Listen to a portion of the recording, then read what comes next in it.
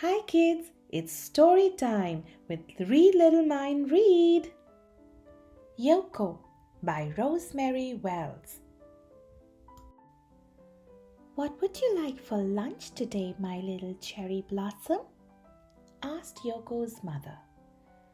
All my favorite things, please, answered Yoko. Yoko's mother spread steamed rice on a bamboo mat. She rolled up a secret treasure inside each piece. Then she packed it all in a willow-covered cooler. Have a wonderful day at school, my little cherry blossom, said Yoko's mother. I will, answered Yoko. Yoko said hello to all her friends. Everyone in Mrs. Jenkins' class sang the good morning song.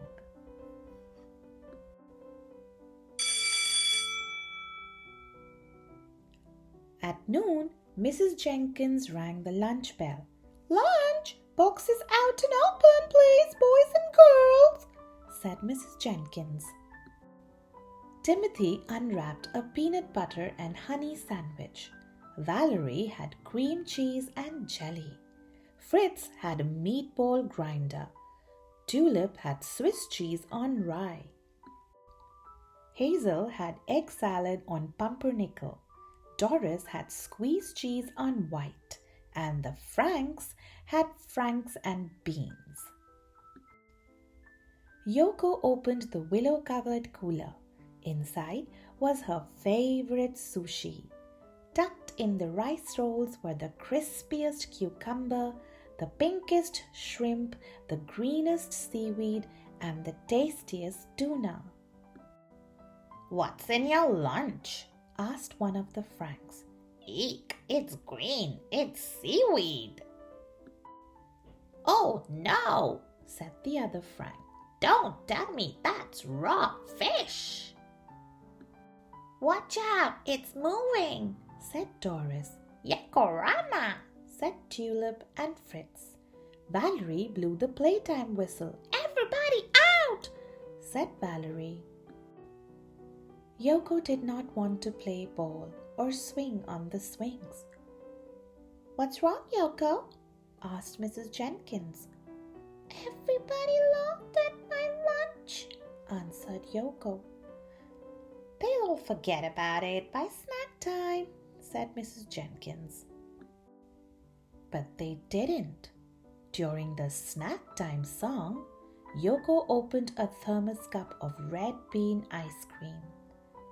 Red bean ice cream is for weirdos, snorted the Franks. Mrs. Jenkins switched to the friendly song. Mrs. Jenkins knew the friendly song was not enough. Late into the evening, she fretted about Yoko. Finally, the answer came to her. Dear parents, Monday will be International Food Day at Hilltop School. Everyone is asked to bring in a dish from a foreign country. Everyone must try a bite of everything. Happy cooking, Mrs. Jenkins. We will make a deluxe sushi for the whole class, said Yoko's mother. Don't worry, my little cherry blossom. Everyone will try our sushi and everyone will love it. On Monday morning, Valerie and her mother carried in a plate of enchiladas. Timothy and his mother made Caribbean coconut crisps. Hazel brought Nigerian nut soup. Harry brought Brazil nuts. Doris brought Irish stew. Tulip brought potato nishes. Monica brought a pitcher of mango smoothies. Fritz brought spaghetti. Big Frank cooked up a pot of Boston Franks and beans. At noon, Mrs. Jenkins rang the lunch bell and everyone sang the Clean Hands song. What does International Food Day mean to us, boys and girls? Asked Mrs. Jenkins. Try everything. When Valerie blew the playtime whistle, there was not a nibble of nuts or a sip of smoothie left. But no one had touched even one piece of Yoko's sushi. Yoko sat under the learning tree. Suddenly she heard the clickety-click of chopsticks. It was Timothy. He was still hungry. "Let me show you how," said Yoko. Timothy polished off the rest of the crab cones his own way. "Can we have sushi again tomorrow?" he said. "I lost my mother," answered Yoko. During the school bus song, Timothy found a coconut crisp in his pocket. He gave it to Yoko. "It's even better than red bean ice cream," said Yoko. On the bus, Timothy and Yoko made plans to push their desks together and open a restaurant the very next day. And they did. They ordered tomato sandwiches and dragon rolls. For dessert, they had brownies with green tea ice cream. And they couldn't have asked for anything more.